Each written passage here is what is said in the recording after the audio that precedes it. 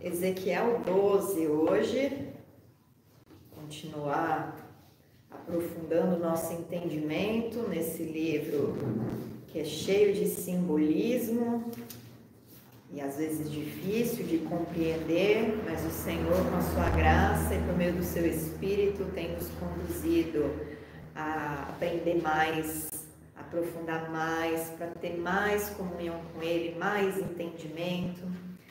Então, capítulo 12 já é uma nova visão, depois daquela visão que nós aprendemos tanto, né, sobre o Monte das Oliveiras e como se a localização ela é importante. Agora nós vamos ver uma terceira descrição de exílio e de destruição completa do território de Jerusalém. E aqui a gente vai aprender muito sobre o caráter de Deus também. Não apenas o juízo que ele está trazendo, né? Esse conhecimento que até literal, se a gente lê, a gente já sabe qual que é o juízo, mas a gente vai aprofundar o nosso entendimento. Vamos subir degraus na compreensão da palavra do Senhor. E dos versículos 1 até o versículo 15, diz assim: Veio a minha palavra do Senhor dizendo: Filho do homem, tu habitas no meio da casa rebelde, que tem olhos para ver e não vê, tem ouvidos para ouvir e não ouve, porque é casa rebelde. Eu já vou parar aqui no versículo 2 para explicar para vocês o que isso significa. O que significa ter olhos para ver e não ver, ter ouvidos para ouvir e não ouve? A gente está falando no âmbito espiritual, né? Não é o Senhor nunca se refere ao ouvir ou ao ver de uma maneira natural, mas de uma maneira espiritual. Aqueles que são cegos e surdos espiritualmente são os tolos, são os que agem na estupidez. Então, estupidez não naquele sentido pejorativo, mas no sentido de que a pessoa não tem entendimento nenhum, ela não tem contato com o Senhor, porque ela não tem nem aliança com Deus. Então, você apresenta a lei para ela acha tudo estranho, às vezes absurdo, às vezes autoritário demais, às vezes ela confronta com a ideologia que ela tem, então ela considera machista, né? Ou Deus é um Deus punitivo, porque ela não tem o Espírito de Deus para compreender e ela não tem nem aliança com Deus, ela não conhece Deus. Só que aqui Deus está se referindo a um povo rebelde. Então, eles têm olhos para ver, eles têm ouvidos para ouvir, porque isso foi dado a eles. Eles tinham uma aliança com Deus, só que eles, ao invés de ouvirem e obedecerem, guardarem o ensino, ao invés deles enxergarem as consequências das práticas de idolatria que eles cometiam, da prostituição cultural que eles estavam cometendo diante do Senhor, eles se rebelavam contra aqueles que o Senhor colocava para corrigi-los, para alertá-los. Por isso o Senhor fala, essa casa, você habita no meio de uma casa rebelde, que tem olhos para ver e não vê, tem ouvidos para ouvir e não ouve, porque é casa rebelde. Ao mesmo princípio aqui, Jesus fala toda hora, aquele que tem ouvidos para ouvir, ouça. Você tem o Espírito Santo? Você creu e fez uma aliança por meio do meu sangue com o meu Pai? Então, ouça. Ouça o que o Espírito diz às igrejas. Ouça a minha parábola e compreenda essas palavras que são alegóricas, que não são para qualquer um, mas são para o meu povo. Então, o ouvir para o Senhor, ele é muito importante. Saber ouvir a palavra e guardá-la e não refutá-la, não se rebelar contra ela, não questionar ela, porque existem as perguntas certas para se fazer diante do Senhor. Quando a gente não entende uma instrução, é uma coisa, você quer clareza para você obedecer com entendimento, isso não está errado. O problema é quando você se exaspera no seu questionamento, querendo confrontar. Mas por que eu tenho que fazer isso? Mas não é bem assim. Mas eu não interpreto dessa maneira. Isso para o Senhor é um questionamento de rebeldia. Ele não aceita, porque você está indo contra a palavra dele, você está indo contra a essência dele. Quando o Senhor ele entrega uma instrução, ela está estritamente ligada à justiça, ao caráter dele, a quem ele é. Então você está confrontando ele diretamente. Por isso que nós devemos ter muito cuidado, ouvir e enxergar com olhos espirituais e ouvidos espirituais e moldar a nossa alma de acordo com o que estamos ouvindo e vendo da parte do Senhor. Depois ele continua: tu, pois, ó filho do homem, prepara a bagagem de exílio e de dia sai à vista deles para o exílio. E do lugar onde estás, parte para outro lugar à vista deles. Bem pode ser que o entendam, ainda que eles são casa rebelde. Mais uma vez, o profeta está sendo usado para trazer de uma forma figurativa a palavra do Senhor. Sempre para quê? Para gerar, que a gente aprendeu, comoção, para mexer com as emoções, porque vendo algo natural, o profeta fazendo aquilo, iriam questionar, mas por que eles estão fazendo aqui? Por que ele está fazendo isso? E iriam ir atrás de Ezequiel e falar: mas Ezequiel, qual é a sua de você ficar pegando bagagem indo para um lado, indo para outro? O que você está querendo com isso? E nessa ele poderia falar: diz o Senhor. E quem sabe aquele que questionou, aquele que ficou ali incomodado, não se arrependesse e não mudasse a forma de se relacionar com Deus, e ele ia ser poupado. Mas aqui a gente vai ver uma sucessão de instruções que vão mostrar o juízo que está vindo e vão mostrar o que vai acontecer. Então, Ezequiel está encenando uma situação que de fato iria acontecer. E a sequência diz assim: abre um buraco na parede à vista deles e sai por ali. À vista deles, aos ombros, a levarás às escuras, a transportarás. Cobre o rosto para que não vejas a terra, porque por sinal te pus a casa de Israel. Como se me ordenou, assim eu fiz. De dia, levei para fora minha bagagem de exílio. Então, à tarde, com as mãos, abri para mim um buraco na parede. Às escuras eu saí e aos ombros transportei a bagagem à vista deles. Pela manhã veio a mim a palavra do Senhor dizendo: filho do homem, não te perguntou a casa de Israel, aquela casa rebelde que fazes tu? A casa de Israel nem se interessou no que Ezequiel estava fazendo. E Deus está perguntando, eles nem deram bola, e ele deu tempo para eles verem. Não foi assim: eles estão distraídos, não estão vendo. Deu tempo, porque ele fez isso ao longo do dia. E na manhã, pela manhã, o Senhor foi perguntar para Ezequiel. E aí o Senhor dá a ordem que mesmo que eles não tenham perguntado, você vai falar para eles o que está acontecendo, o que vai acontecer no caso. Diz-lhes assim, diz o Senhor Deus: esta sentença refere-se ao príncipe em Jerusalém e a toda a casa de Israel que está no meio dela. Diz: eu sou o vosso sinal, como eu fiz, assim lhes fará a eles. Irão para o exílio, para o cativeiro. Seria o terceiro exílio que o Senhor estava trazendo sobre essa nação. 12. O príncipe que está no meio deles levará aos ombros a bagagem e às escuras sairá. Aqui ele está relatando que o rei Ezequias ia fazer.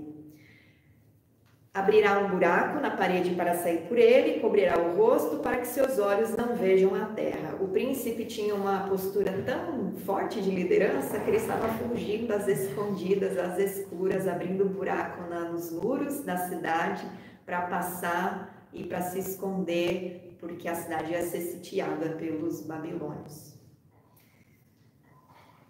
13. Também estenderei a minha rede sobre ele e será apanhado nas minhas malhas. Então, assim, não vai adiantar nada o que esse líder vai fazer, porque eu vou alcançá-lo, eu vou trazer o juízo aonde ele está. Levá-lo-ei à Babilônia, a terra dos caldeus, mas não haverá, ainda que venha a morrer ali. Ou seja, Ezequias ia ser cegado. E a gente vai ver daqui a pouquinho que isso de fato aconteceu.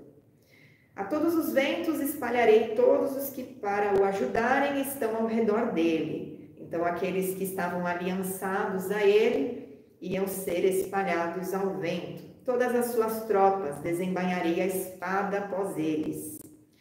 Saberão que eu sou o Senhor quando eu os dispersar entre as nações e os espalhar pelas terras. Vamos dar uma pausa na nossa leitura aqui e vamos abrir em 2 Reis 24, para vocês verem que tudo que o Senhor profetizou naquele momento, que Ezequiel estava exilado já, porque foram 3 momentos de dispersão e de exílio que aconteceram. E enquanto ele estava lá com os exilados, ele estava falando o que ia acontecer com aqueles que tinham ficado em Jerusalém e achavam que iam conseguir prevalecer sobre a Babilônia. No versículo 18 do capítulo 24, diz assim: Tinha Zedequias a idade de 21 anos quando começou a reinar e reinou 12 anos em Jerusalém. Então, quando ele foi levado ao cativeiro para a Babilônia, 21 mais 12, se minhas contas estiverem certas, ele estava com 11 anos, perdão. 21 com 11 anos é 32, certo? E acertei a conta. Então, com 32 anos, ele estava tentando fugir, na verdade, do sítio, né, do Império Babilônico, e também tentando fugir do juízo que estava vindo sobre a vida dele por meio de Deus. Fez ele o que era mal perante o Senhor, conforme tudo o que fizera Joaquim. Assim sucedeu por causa da ira do Senhor contra Jerusalém e contra Judá, a ponto de os rejeitar da sua presença. Olha que forte, né? O Senhor rejeita a presença desses por causa de tudo que a gente já leu, né? Da idolatria, da rebeldia e etc. Zedequias rebelou-se contra o rei da Babilônia. Então, ao invés de Zedequias, porque a cidade já estava sitiada, né, pela Babilônia, já tinham exilados vivendo no território da Mesopotâmia, da terra dos caldeus. Então, ele estava como se fosse um reino vassalo do império. Só que ele se rebelou, ele não queria ficar sujeito. Por quê? Falsos profetas ficavam falando que Deus era com eles, que eles iam sair daquela, tentaram fazer aliança com outras nações. Eles foram tentando, pela força do braço deles, se poupar daquele ataque. Mas aquilo era preparado pela mão do Senhor para trazer juízo. Então, não havia meios deles se salvarem daquilo, a não ser o arrependimento. E aí sucedeu que no 9º ano do reinado de Zedequias, então Zedequias vai morrer na Babilônia com 31 anos, mas com 21 com 9, com 30 anos, ele foi, ele é aqui relatado o seguinte, não vou ficar resumindo não, vamos ler. No 9º ano do reinado de Zedequias, aos 10 dias do 10º mês, Nabucodonosor, rei da Babilônia, veio contra Jerusalém, ele e todo o seu exército. Isso por quê? Porque Zedequias, ao invés de se sujeitar e ficar quietinho e falar para todo mundo, vamos ficar aqui para nós termos paz e permanecermos na nossa terra, ele quis se rebelar. Então Nabucodonosor vai contra Jerusalém para sitiar a terra vassala que estava se rebelando contra o domínio dele. E então eles se levantaram contra ela tranqueiras em redor. A gente já leu que isso ia acontecer nos primeiros capítulos, né?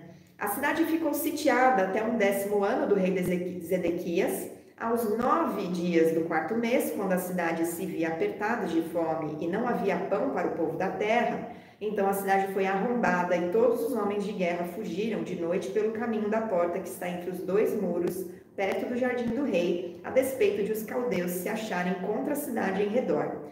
O rei fugiu pelo caminho da campina, porém o exército dos caldeus perseguiu o rei e o alcançou nas campinas de Jericó. E todo o exército deste se dispersou e o abandonou. Exatamente o que Deus falou que ia acontecer.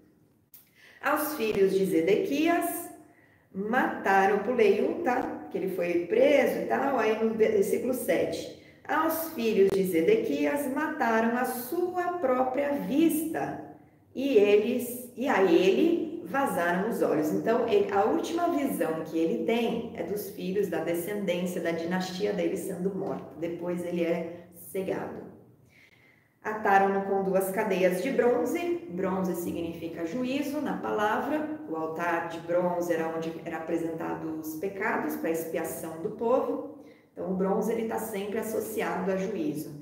Então, aqui, né, de uma maneira física e também figurada, o juízo do Senhor está vindo sobre ele. E o levaram para a Babilônia. Então, exatamente o que Ezequiel fala se cumpre. Agora, vamos voltar lá para o texto e continuar a leitura. Então veio a mim, versículo 16, perdão, estou pulando. Deles deixarei ficar alguns poucos escapos da espada da fome e da peste, para que publiquem todas as suas coisas abomináveis entre as nações para onde forem, e saberão que eu sou o Senhor. Aqui o Senhor está permitindo que um remanescente fique, mas não porque ele está poupando a vida destes. Eles vão ser testemunhas da própria rebeldia diante das nações. Eles vão testemunhar, a gente está nessa situação, a gente está nesse estado por culpa nossa. Porque nós não santificamos o nome do nosso Senhor, nós idolatramos, nós cometemos pecado diante do Deus de Israel e Ele permitiu com que nós fôssemos punidos por isso. Então veio a mim a palavra do Senhor dizendo, Filho do homem. Aí mais uma vez nós vamos ver uma representação figurativa aqui do que ia acontecer com o povo de Israel, o povo de Jerusalém e o povo do território ali do reino de Judá, só que é uma representação do emocional, do estado emocional que esse povo ia alcançar durante esse tempo que a cidade ia ser sitiada. A gente leu já de antemão o que aconteceu. A cidade foi sitiada, eles passaram fome, o pão começou a acabar. Mas vejam que Deus revela para Ezequiel antes disso tudo acontecer. Filho do homem, o teu pão comerás com tremor, e a tua água beberás com estremecimento e ansiedade, dirás ao povo da terra. Assim diz o Senhor Deus acerca dos habitantes de Jerusalém na terra de Israel. O seu pão comerá com ansiedade, e a sua água beberão com espanto, pois que a sua terra será despojada de tudo quanto contém por causa da violência de todos os que nela habitam. As cidades habitadas cairão em ruínas, e a terra se tornará em desolação, e sabereis que eu sou o Senhor. Então, o comer o pão com tremor representava o medo e a ansiedade que o povo ia ficar com a cidade dele sendo sitiada. Imagina a sua casa sendo cercada por um monte de ladrão. Isso já gera, né, será que eles vão entrar? Eles vão entrar que horas? O que está acontecendo? Que barulho é esse? Imagina a cena, né? Era isso que estava sendo representado ali com o pão e a água. E a água sendo bebida com estremecimento e ansiedade era a angústia e com a inquietude, né, do que estava acontecendo ali, de que momento que vai acontecer, né? E o lance da comida está acabando, né? E por que pão e água? Porque quando o juízo do Senhor ele vem até sobre os alimentos mais básicos.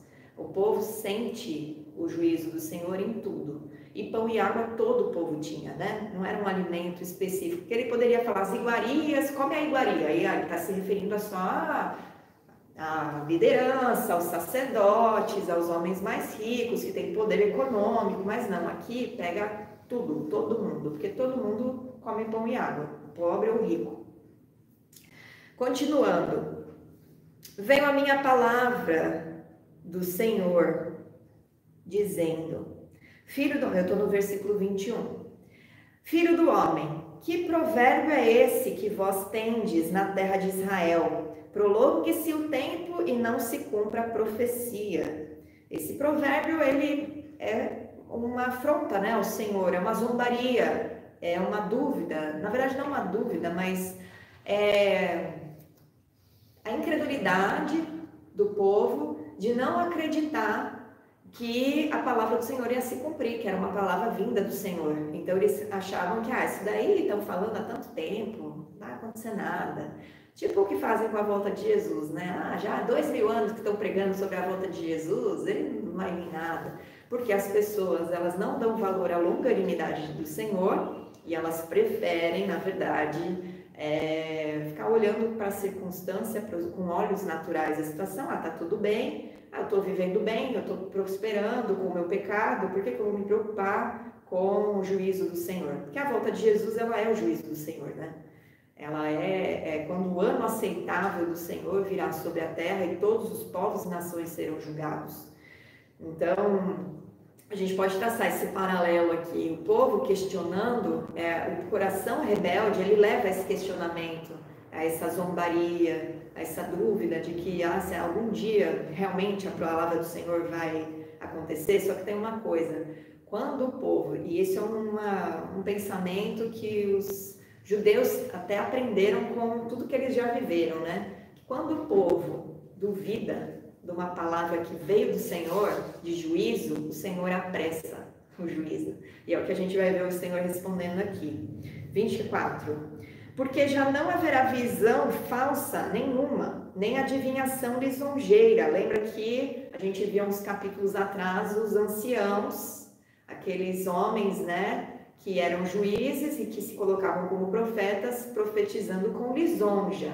Ou profetizando com lisonja para a liderança, profetizando com lisonja para dizer, mas Jerusalém é amada do Senhor, Jerusalém é protegida do Senhor. Isso a gente vê muito os homens de Deus dessa geração fazendo quando usam o retrato da igreja como noiva de Cristo para passar pano para pecado e para erro que tem que ser consertado. Mas a noiva do Senhor, mas o Senhor ama a sua noiva.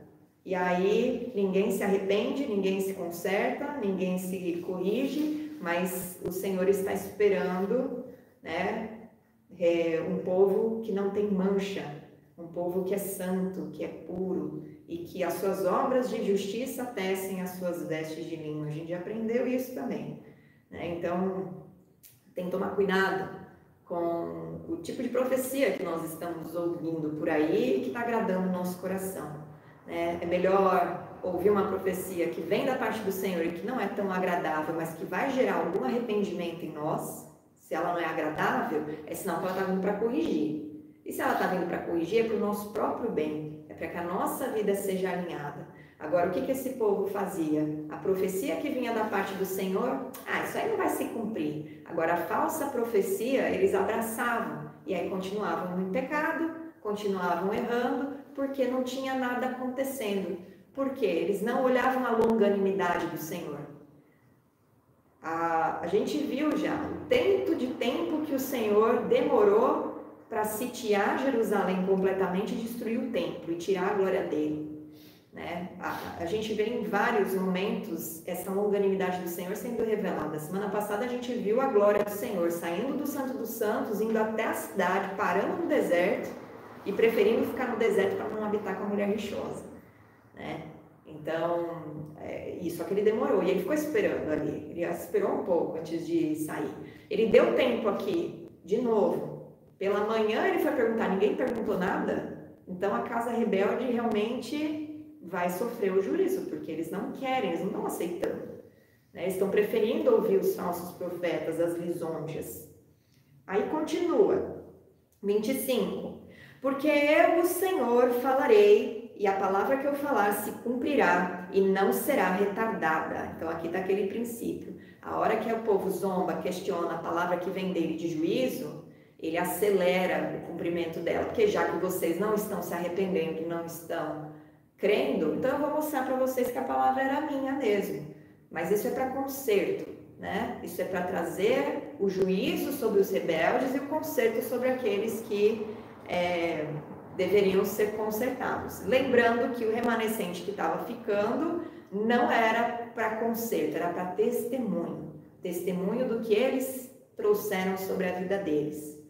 E um pouco acima a gente vê que o Senhor, ele está trazendo o juízo sobre eles, por causa da violência.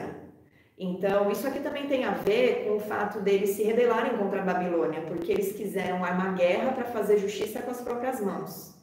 E esse é o problema do desejo de vingança, do desejo de se defender sozinho, do desejo de querer devolver o mal que o outro está fazendo, que Jesus fala, dá a face para o inimigo, é por causa dessa violência, né? O ódio gerado porque na verdade é uma bola de neve, né? A pessoa peca, aí a pessoa sofre a consequência do pecado, aquilo gera ódio nela contra quem está sendo usado para puni-la, e ela quer bater de frente com o inimigo que Deus levantou contra ela. E a gente não deve tentar fazer justiça com as próprias mãos, a gente deixa nas mãos do Senhor.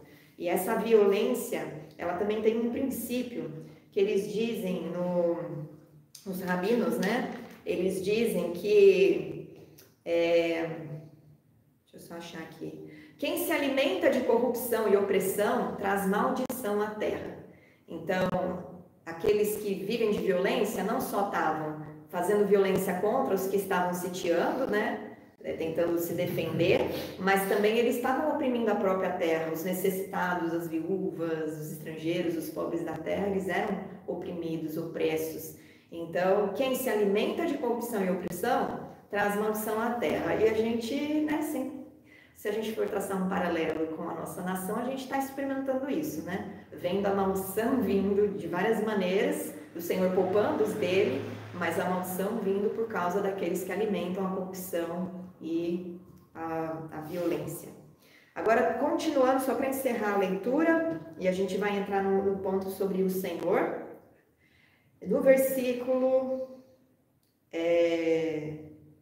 Continuando no versículo 25, que eu não terminei. Porque em vossos dias, ó casa rebelde, falarei a palavra e a cumprirei, diz o Senhor Deus. Veio-me ainda a palavra do Senhor dizendo: Filho do homem, eis que os da casa de Israel dizem, a visão que tem este é para muitos dias, e ele profetiza de tempos que estão muito longe. Portanto, diz-lhes, assim diz o Senhor Deus, não será retardada nenhuma das minhas palavras, e a palavra que falei se cumprirá, diz o Senhor Deus.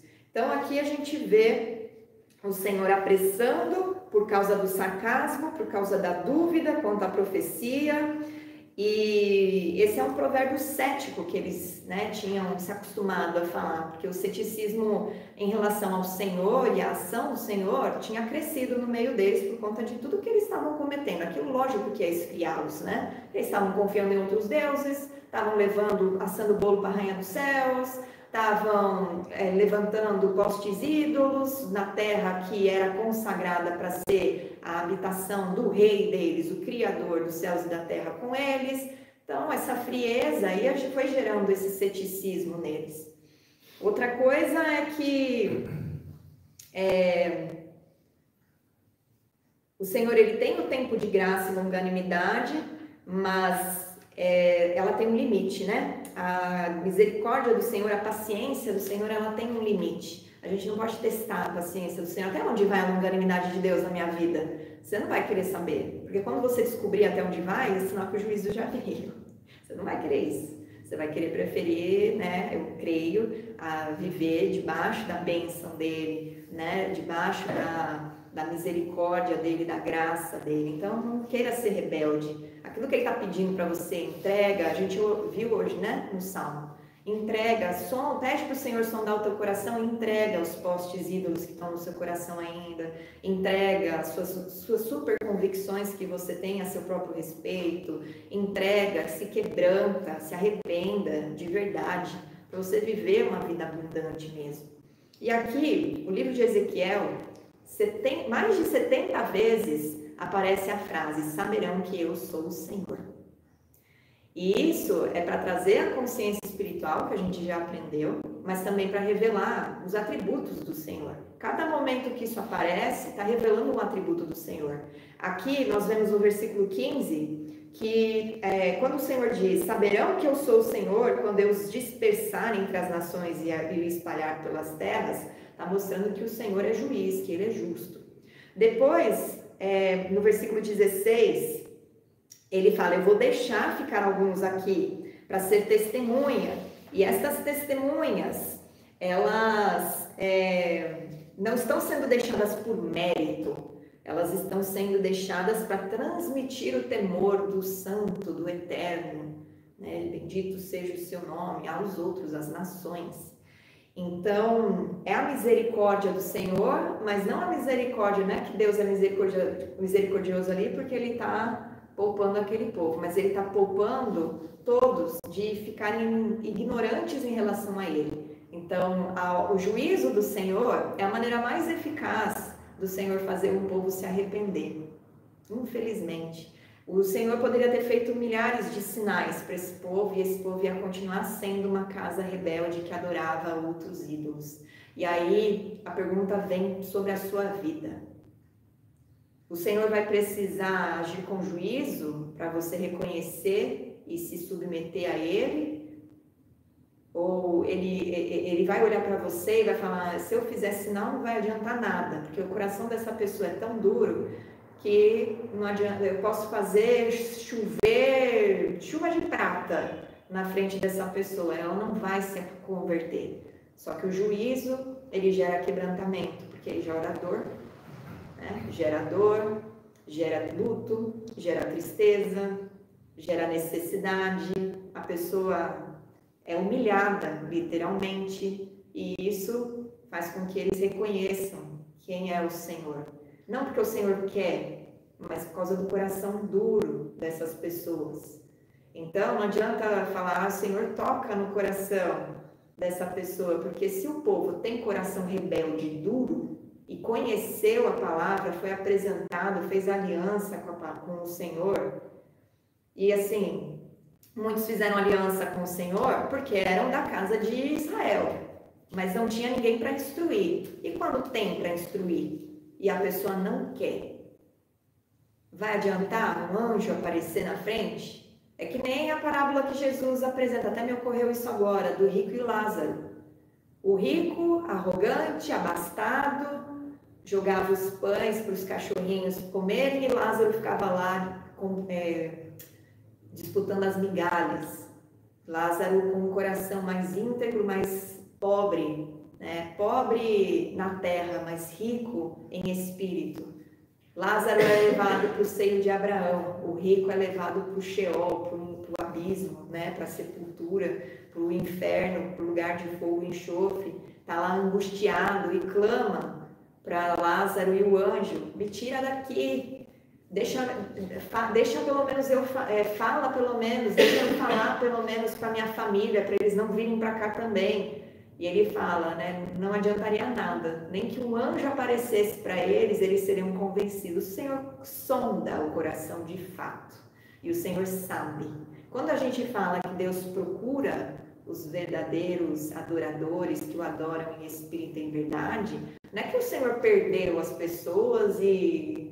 Gente, Ele sabe o coração de todo mundo, mas Ele está encontrando, Ele dá a chance para as pessoas se colocarem para adorá-lo, para servi-lo, para ter aliança com Ele, para serem restaurados, para tudo que Ele estabeleceu o homem para ser e para viver. E aí o terceiro momento que é falado sobre sabereis que eu sou o Senhor é o versículo 20, quando fala sobre as cidades sendo arruinadas, né? As cidades cairão em ruínas, a terra se tornará assolação, e sabereis que eu sou o Senhor. Por quê? Porque Deus cumpre a sua palavra. Então são 3 momentos aqui em que a palavra saberão que eu sou o Senhor aparece, mas com um sentido de revelar os seus atributos, né? E mostra então a misericórdia, que Deus é justo, e deixa eu só ver se eu perdi alguma coisa aqui.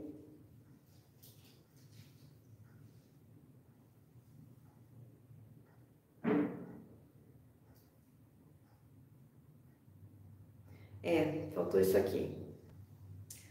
Tem um comentário que, na verdade, é um paralelo, né? Um comentário sobre Êxodo, na verdade, que um rabino faz, mas ele encaixa muito aqui. Ele fala assim: quando Israel vê que a palavra do santo, bendito seja ele, se cumpre, eles dizem, verdadeiramente ele é o eterno.